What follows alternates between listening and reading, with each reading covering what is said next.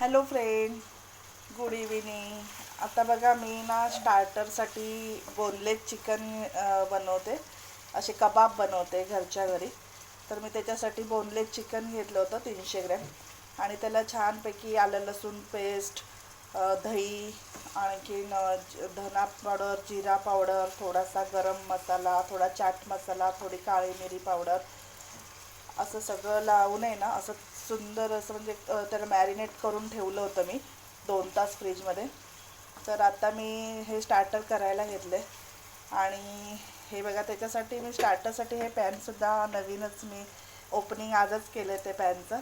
Special स्टार्टरसाठीच आहे, कारण ह्याला कमी तेलामध्ये छान हे फ्राय होतं म्हणून. तर आता तुम्ही बघा किती छान टेम्पटिंग असं माझं स्टार्टर कबाब हे रेडी झालेलेच आहेत. ऑलमोस्ट हे झालेत. आता 5 मिनटं अजून याला मी चांगले फ्राय करून घेणार आहे आणि गरमागरम शेजवान चटणीबरोबर सर्व करणार आहे. तर या खायला. थँक्यू.